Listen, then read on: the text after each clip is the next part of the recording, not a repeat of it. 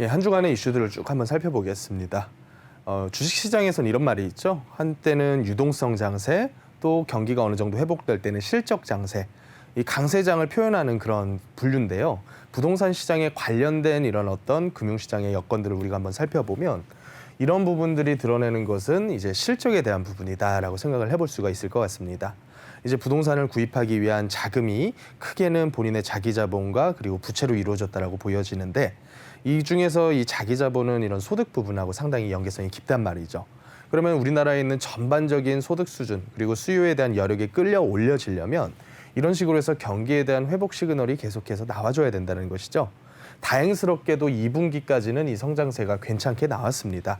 그래서 이제 연내 4%라고 예상을 했었던 종전 GDP 성장률 수치를 이 정도 성장률이 계속 이어진다면 달성 가능할 것이다. 이런 얘기가 나오고 있고요.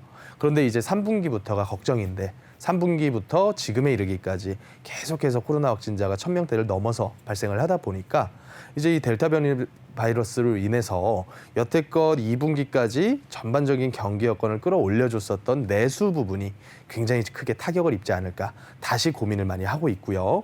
또 한편으로는 이 수출에 대한 개선이 지난 3분기 동안 계속 이어져 오다가 이번 분기부터는 오히려 역으로 줄어들고 있단 말이죠. 그래서 이런 부분들을 주요 소비 국가들의 지금 상황하고 한번 연계지어서 생각을 해보자면 지금 미국이라든가 유럽 같은 소비 국가들은 올해 들어오면서부터는 상당히 많이 이 셧다운을 해지를 했습니다. 그렇다 보니까 잠재됐었던, 억눌러 왔었던 이 소비가 보복 소비의 형태로 인해서 굉장히 크게 발생을 했었고요. 또 그로 인해서 우리나라 같은 제조업 국가들도 수출 여건이 상당히 많이 개선되는 그런 좋은 시장을 지난 몇 분기 동안 우리가 겪었다라고 볼 수가 있을 겁니다. 그런데 그런 소비 시장에서 최근 들어서 나오고 있는 그런 어떤 말들이 뭐냐면 피크아웃이다. 경기가 성장하는 고점을 찍고서 이제부터는 또 다시 흔들린다. 이런 뉴스가 또 나오고 있거든요. 그래서 소비가 계속해서 여력이 있게 이어지려면 꾸준하게 소득이 늘어나면서 앞으로 미래에 대한 장밋빛 전망이 펼쳐져야 되는데 지금은 아무리 뭐 실업급여든 아니면 우리나라 같은 경우는 재난지원금이건 이런 식으로 돈을 풀어봤자 앞으로 미래가 두렵기 때문에 소비로서 이 자금들을 전부 다 쓰는 것이 아니라 오히려 미국 같은 경우는 저축률이 굉장히 높아졌다는 얘기가 나오고 있죠. 그래서 이런 부분들이 앞으로 몇 년간 이 사회에서 어떤 식으로 흘러가게 될지 상당히 주목을 해봐야 될 영역이 아닌가라는 생각이 좀 듭니다. 그리고 크게 두 번째 이제 이슈를 좀 보시자면 이제 두 번째로는 통화정책, 유동성에 관련된 얘기입니다. 올 6월 달이었죠. 이주열 총재와 홍남기 경제부총리께서 만나셔가지고 통화정책과 재정정책의 향후 방향성에 대해서 논의를 하셨단 말이죠. 그래서 내린 결론은 통화정책은 앞으로 더 이상 완화적 기조를 유지하지는 않을 것이다. 다만 재정을 통해서 계속 이 사회에 부양책을 쓸 것이다. 이런 식의 논의가 있었는데 이 통화의 어떻게 보면 약간 축소적인 성격을 가진 것이 바로 금리 인상이란 말이죠. 그래서 연내 기준금리를 뭐 많으면 2차례까지 8월달, 10월달, 10월달 이런 식으로 올릴 것으로 예측이 되어 있는데 지금 이런 식으로 바이러스가 퍼지다 보면 다시 금리 인상 부분에서 주춤해질 수가 있다.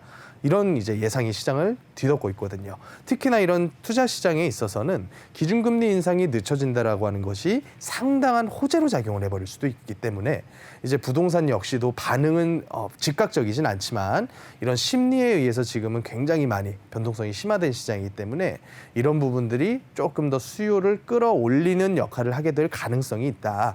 이렇게 또 보실 수가 있을 것 같습니다.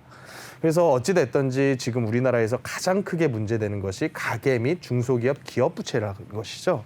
그래서 이 부채에 대해서 계속 앞으로 비용이 증가할 것은 너무나 자명한 사실이기 때문에 총량에 대한 관리를 굉장히 심화해서 하고 있는 그런 모습을 지금 보이고 있습니다. 그래서 지금 시중은행들에서는 특히나 신용대출을 위주로 해서 상당히 많은 규제가 들어가고 있고 또 신규 주택담보대출 역시도 올 7월 달부터는 DSR이라는 게 시행이 됐기 때문에 이제 총량이 조금씩 줄어드는 거시경제적으로 말하자면 이제 가계대출에 대한 테이퍼링이 어느 정도는 나오고 있는 것이 아니냐. 그래서 이 소득에 대한 부분과 전반적인 유동성에 대한 부분을 우리가 좀 같이 볼 필요가 있다. 이렇게 생각을 해볼 필요가 있고요. 또 이제 이런 큰 시장이 이런 식으로 흔들리다 보니까 부동산 시장도 아직까지는 갈피를 못 잡고 있다라고 저는 보고 있습니다. 그래서 주택연금을 가격이 올라가니까 가격은 이만큼 올랐는데 연금 수급액은 똑같은 게 말이 되느냐. 그래서 해지해버리시는 분들이 상당히 늘어나고 있고 또 최근에 이런 뉴스도 나오죠. 전국 아파트 중위값이 거의 5억을 초과했다. 서울 같은 경우는 이미 10억 초과한 선에서 계속 상승세를 이어오고 있다. 특히나 최근 들어서는 몇몇 지구들에서 재건축 이주로 인해서 갑자기 몇 억씩 전세가가 급등하는 지역들이 발생을 하다 보니까 전반적인 전세가 수준 자체도 지난 1년 동안 굉장히 큰 폭으로 끌어올려진 그런 상태다. 이렇게 한번 정의를 해볼 수가 있을 것 같습니다. 그래서 전반적인 이 시장 여건들을 우리가 살펴보건데 단기간 동안에는 어떤 식으로 튈지는 예측을 하기가 굉장히 어려운 시장인 것 같습니다. 그래서 지금 같은 때에는 지역별로의 차등도 반드시 존재를 하게 될 것이고요.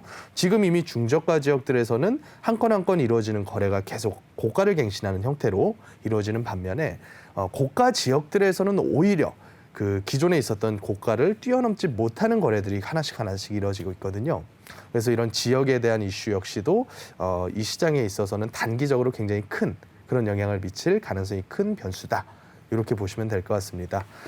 장기적으로는 어찌됐건 이게 시차의 문제는 존재를 하겠지만 방향성은 레버리지를 줄이는 쪽을 계속해서 가르치고 있거든요.